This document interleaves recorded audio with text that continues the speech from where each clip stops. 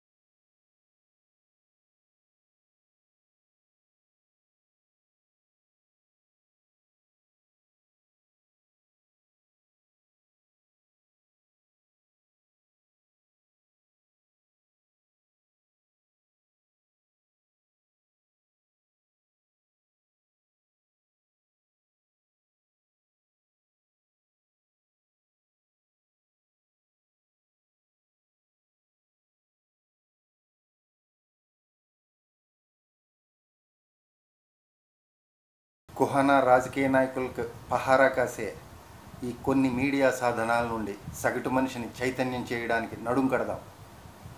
మనమంతా ఒక్కటే, నిజాన్ని మాత్రమే షేర్ చేసుకుందాం. నిజాన్ని మాత్రమే పదే 10 మందికి చెబుదాం. సోషల్ మీడియా మన బ్రహ్మాస్త్రం కావాలి. అదే సోషల్ మీడియా మన సోషల్ రెస్పాన్సిబిలిటీగా తీసుకుందాం. నిజాన్ని షేర్ చేద్దాం, అబద్ధాన్ని షేక్ చేసి కప్పెట్టేద్దాం. జై భారత్ మాత. నిజం మేఘం లాంటిది. మేఘాన్ని మేఘంలా చూస్తే మబ్బులా కనబడుతుంది. అదే క్షుణ్ణంగా పరిశీలిస్తే అన్నదాతకు వరాలిచ్చే వరుణదేవుణ్ణి చూడొచ్చు. మార్పు మేఘంలా ప్రారంభంలో మసగ్గానే ఉంటుంది, కానీ దాని పర్యానంతరం సంతోషపు జల్లులే. రండి, ఈ నల్లధనం మబ్బుల్ని కదిలిద్దాం. తద్వారా వచ్చే సంతోషపు జల్లుల్ని ముందు తరాలకి ఇద్దాం.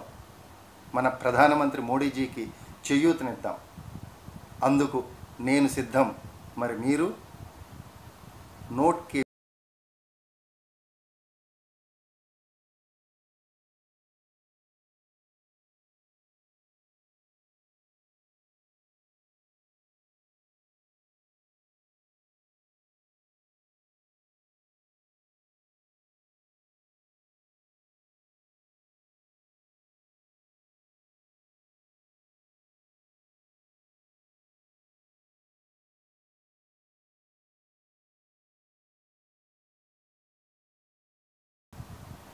మనం తాగే కాఫీలో ఈగ పడితే తీసి అవతల పారబోస్తాం.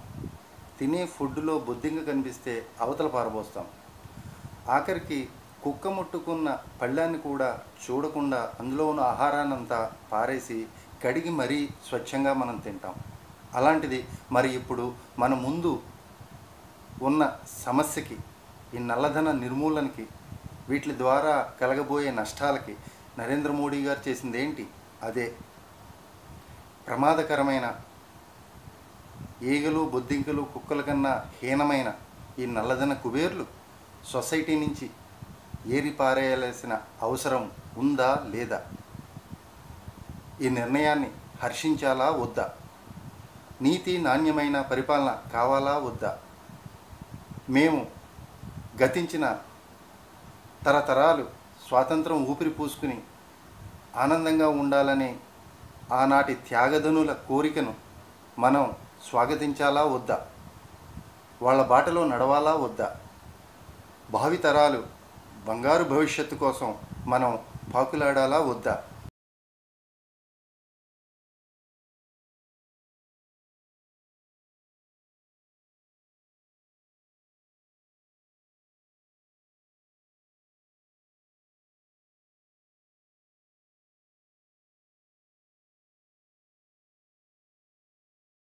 ఈరోజు కొన్ని ప్రసార సాధనాలు రెండు నాలుకల ధోరణిలో ఎప్పుడు విమర్శనాత్మక పద్ధతిలో అవలంబించే ఈ ప్రసార మాధ్యమాలు మంచి జరిగే ముందు ఒకలాగా, జరిగిన తర్వాత మరొకలాగా విచిత్ర ప్రసారాలతో కామన్ మ్యాన్ వీళ్ళని వాళ్ళ ప్రసారాలని నమ్మలేని స్థితిలో పడేస్తున్నాయి. పేరుకు మాత్రమే వార్తా ప్రసారాలు, కానీ రోజుకి 90% కవరేజ్ సినిమాలు, బడాబాబుల పెళ్ళిళ్ళు, వంటలు ఇవన్నీ చూసి కామన్ మ్యాన్ కంట్లో మంటలు. ఆ 10% వార్తలు కూడా అరకొర సత్యాలతో వీళ్ళు చెప్పిందే వేదం అన్నట్లుగా ఎక్కడో ఇద్దరు కొట్టుకుంటున్న, మరో చోట అగ్ని ప్రమాదం జరిగినా ఆ కవరేజ్ తమకే ప్రత్యేకమని చెప్పుకోవడం కోసం వీరు పడే పాట్లు మనం చూస్తున్నదే. సమాచారాన్ని చేరవేయాలి, కానీ నిజాన్ని జారవేయకూడదు. రాజకీయ నాయకులు ఊకదంపుడు ఉపన్యాసాలు ఇస్తూ సభలకు ప్రజల్ని తరలించి గంటల తరబడి వారిని ఎండనక వాననక ఓట్ల కోసం రోజుల తరబడి రోడ్ల మీద నిలబెట్టినప్పుడు ఈ ప్రసార సాధనాలు కామన్ మ్యాన్ కష్టాలు కనబడలేదా? బడాబాబుల పెళ్లిళ్ళ తతంగాలు మామిడాకులు కట్టినప్పటి నుంచి పందిళ్ళు ఎత్తివేసే వరకు నిద్రపోయేదాకా కామన్ మ్యాన్ను పట్టుకుని టీఆర్పీ రేటు కోసం పడిగాపులు పడే ఈ ప్రసార సాధనాలు కామన్ మ్యాన్కి ఏం ప్రయోజనం? సహనం సంయమనం పాటించాల్సిన ప్రసార మాధ్యాలు అవి కోల్పోయి ప్రజలను భయభ్రాంతులు చేసే పిచ్చి ప్రసారాలు, పిచ్చి విశ్లేషణలు అవసరమా? 1947లో ఇలాంటి ఛానల్స్ ఉంటే ఇప్పటికీ స్వాతంత్రం వచ్చి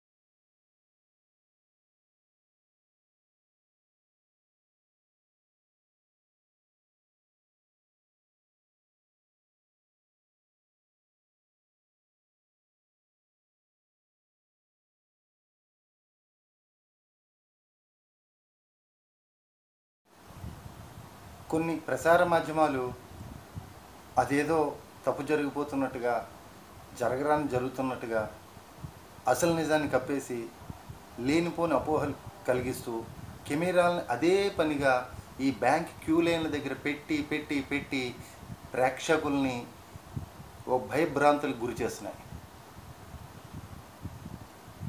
common man common man common man. ఎవరు కామన్ మ్యాన్? ప్రజలందరూ ఒకటి కదా.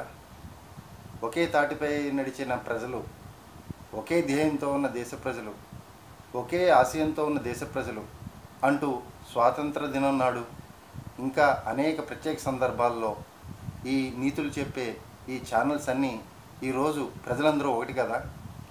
ప్రజలంటే గవర్నమెంట్ కదా, గవర్నమెంట్ అంటే ప్రజలు కదా. మనం ఎన్నుకున్నది కదా ఈ రాజ్యాంగం, మనం ఎన్నుకున్నది కదా ఈ రాజుని. ఒక దేశం అన్నాక అందరూ సమానమే. బీద గొప్ప తేడా తారతమ్యం లేకుండా అందరూ సమానంగా ఉండాలనే కోరికతో ఉండేవాళ్ళు అసలైన సిరికల వాళ్ళు. అలాంటి వాళ్ళు అలనాడు లాల్ బహదూర్ శాస్త్రి, మహాత్మా గాంధీ, వాజ్పేయి, ఒక ఎన్టీ రామారావు, ఒక నరేంద్ర మోడీ, అందరూ సమానంగా ఉండాలని కోరుకునేవాళ్లే. కామన్ మ్యాన్, సగటు జీవి, ఇలా రకరకాల పేర్లతో ప్రజలను అడ్డు పెట్టుకుని పబ్బం గడుపుకునేవాళ్ళు ఎన్నికలు వస్తే ఓట్లు వేసేది ఎవరు? రాజ్యాంగం ఎవరి కోసం రాశారు? రాజ్యాంగంలోని అంశాలు ఎవరి కోసం ఉన్నాయి? వాటి హక్కులు ఎవరి కోసం ఉన్నాయి? కామన్ మ్యాన్ అంటే ఏమీ చేయలేని అసహాయ అమాయకుడు అనేగా ఈ ప్రచార మాధ్యాల ఘోష. వ్యాపారంలో ఎంతో ఎత్తుకు వెళ్ళిన ఎంతోమంది కామన్ మ్యాన్ కాదా ఒకప్పుడు? సచిన్ తర్వాత ఇంకా ఇండియాలో భారత్ క్రికెట్లో మరొకరు అతనికి సాటి రారు అని అనుకున్న సమయంలో విరాట్ కోహ్లీ రూపంలో వచ్చిన ఒక అద్భుత క్రికెటర్ ఒక కామన్ మ్యాన్ కాదా? ప్రపంచ ఒలింపిక్స్లో ఒకే ఒక మెడల్ సాధించిన మన భారతదేశానికి పేరు తెచ్చిన పివి సింధు కామన్ మ్యాన్ కాదా? కొన్ని పదాలు పరిస్థితులు సృష్టించి రాజకీయ నాయకులతో పాటు ఈ మీడియా ప్రపంచం కూడా ఆడుకునే క్రీడ. దానికి కొన్ని మీడియా ఛానల్స్ కూడా తోడవుతున్నాయి. జర్నలిజం పెడదారి పడుతోందా అని ఆలోచించినప్పుడు అర్నాబ్ గోస్వామి లాంటి వాళ్ళు ఇంకా లేదు అనిపించేలా ఈరోజు మనమందరం గర్వంగా తలెత్తుకునేలా ప్రసారాలు చూస్తూనే ఉన్నాం. వీరందరూ కూడా జీవితంలో రాజీ లేని పోరాటం చేశారు. ఆశల కన్నా ఆశయాలు గొప్పవి అనుకుని వాటిని సాధించారు కూడా, ఇంకా సాధిస్తున్నారు. మీరు కూడా ఎందుకు కాకూడదు? అందరం కలిసికట్టుగా ముందుకెళ్దాం. ప్రధానమంత్రి మోడీ గారికి చేయూతనిద్దాం. మన దేశాన్ని మనమే కాపాడుకుందాం. ఆనాటి స్వాతంత్ర సమరయోధులు చూపించిన స్ఫూర్తి మనం కూడా చూపిద్దాం. మనం తలుచుకుంటే చేయగలిగింది లేదు అన్నది ఇప్పటికే ఎంతోమంది నిరూపించారు. నాతో పాటు మీరందరూ ఏకీభవించి రాబోయే కాలంలో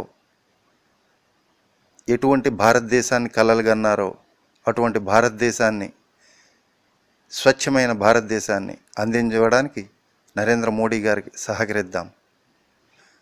జై హింద్. భారత్ మాతాకి జై.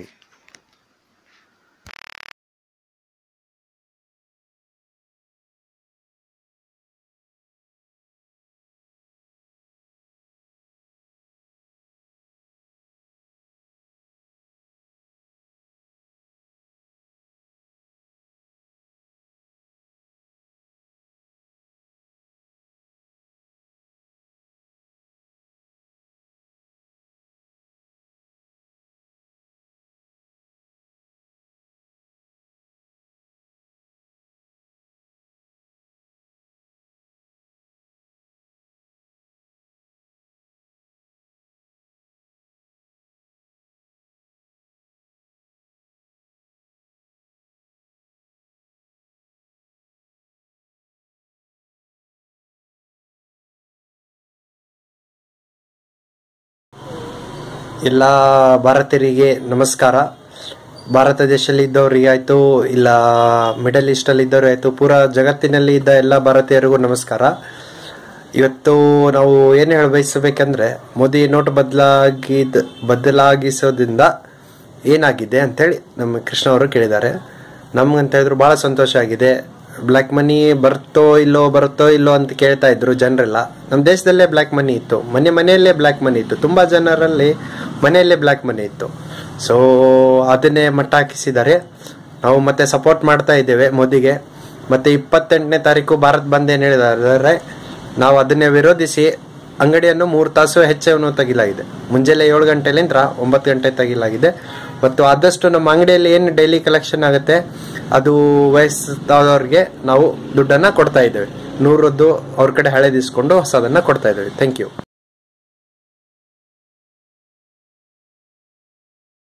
ஓகே, எல்லாருக்கும் வணக்கம்.